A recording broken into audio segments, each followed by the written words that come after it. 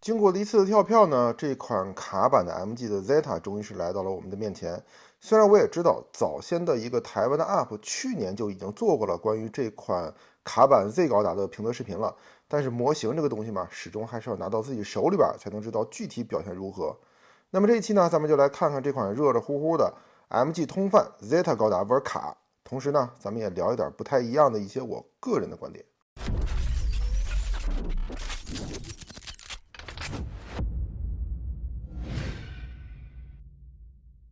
交世间知己，有网络同好，寂寞安生活。大家好，欢迎收看本期教记。这款模型呢，我是没有预定的，是上个月底，也就是4月28号，在发售的前一天买了个提前量。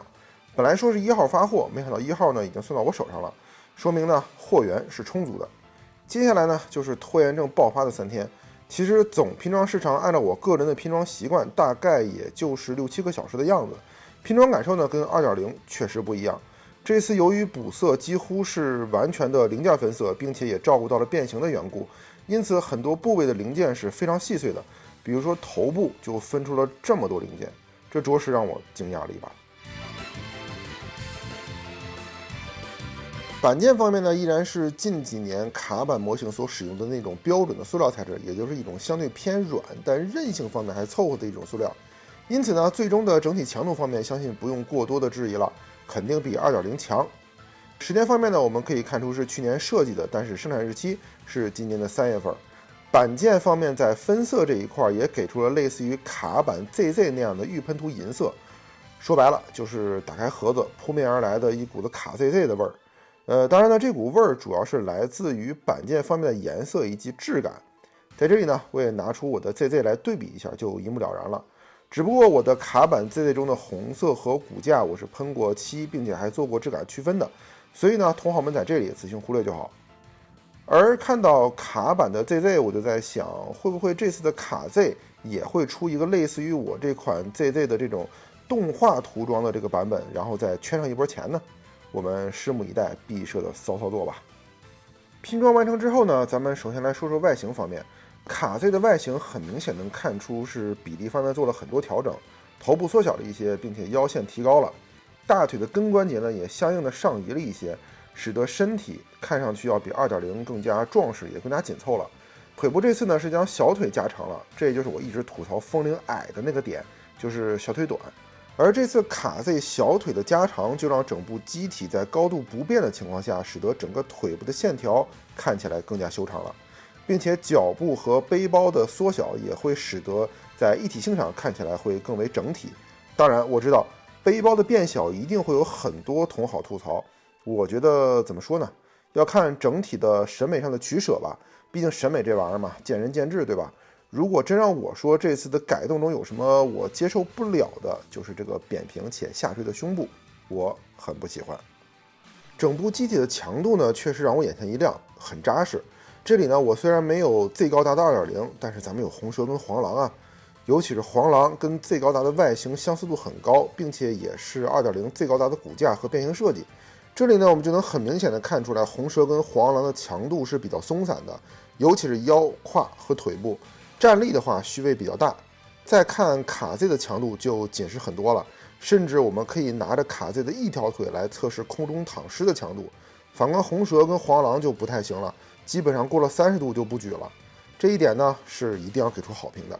当然，我在这里用红蛇跟黄狼去做比较，可能比较片面，也不能代表 Zeta 2.0 的表现。至于说 2.0 的真实表现呢，就请同好们在弹幕和评论区里边抬杠吧。接下来呢，我一定要吐2个槽。第一个大槽点呢是整个零件基本上没有给出隐藏水口的设计。为什么说几乎呢？因为在小腿的外喷口的这个盖板上，还是大方的给出了2个还算是隐藏水口的设计吧。也就是说，全部零件在我印象中，总共也就这4个隐藏水口。我可以说谢谢毕设的八瓣祖宗的慷慨。都啥年代了，隐藏水口设计还这么吝啬？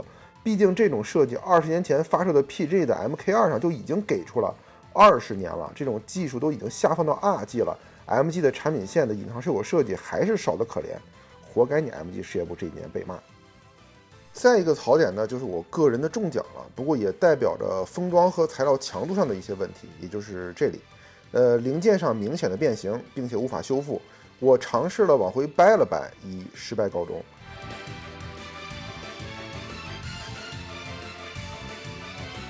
其实还有一个地方，就是脚部这里的红色零件也出现了类似的变形情况，只不过呢，我把这里给掰正了。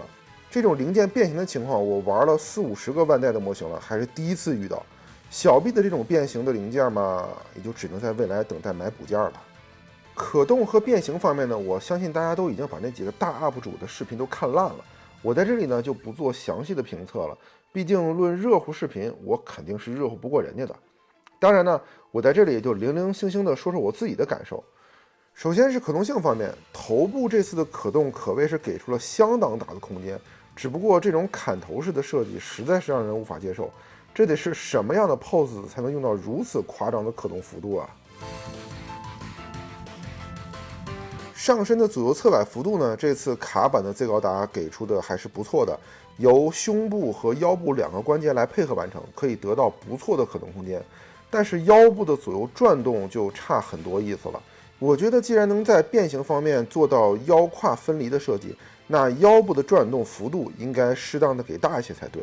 但结果正好是我们不想要的那种，因为只有腰部的转动幅度增大，才能摆出更好看的劈砍或者射击的大张力 pose， 比如这种。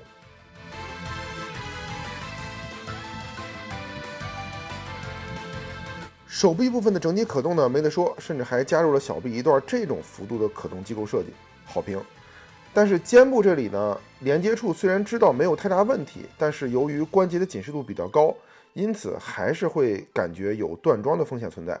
整条腿部的可动设计虽然说比较常规，但是膝部这块的联动要比 2.0 确实要好上不少。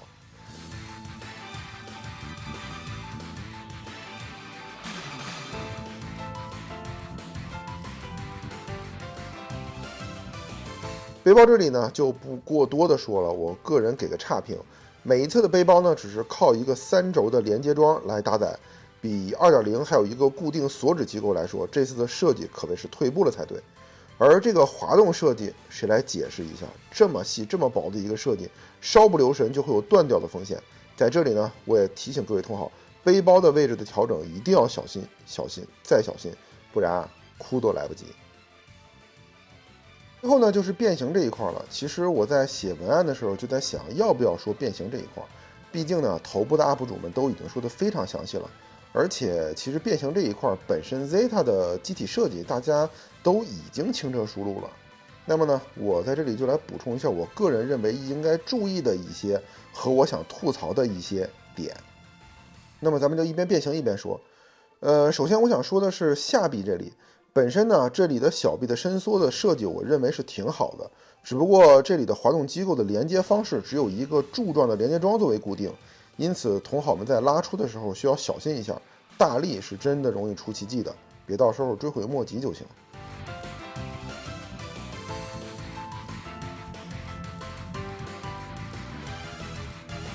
再一个呢是膝盖部分的折叠，树木书上画的，我觉得真的是狗屁不是。当然。这里也可能是因为我眼拙，一定要注意的是，大腿这里要往上折，膝盖部分的反关节才能正确的收纳到位。至于说背部和后裙甲的这几处卡损的设计，我也不知道是我的问题，还是本身设计就有问题，基本上只能放到这个位置上。至于说能否卡住，我觉得看命吧，我是没辙了。最后一个槽点呢，就是机翼翻过来的时候，内部的卡损和小臂的这个连接口之间的故事了。我无论如何调整都是卡不进去的，当然我承认这是我个人的问题。别的 UP 呢能很好的卡进去，但是这个过程我觉得应该是也很痛苦的。我相信各位同好们在固定这个地方的时候，应该也一样是很痛苦的。我是看开了，随他去吧，卡不卡也无所谓，就是记忆晃荡一些呗，忍忍也就过去了。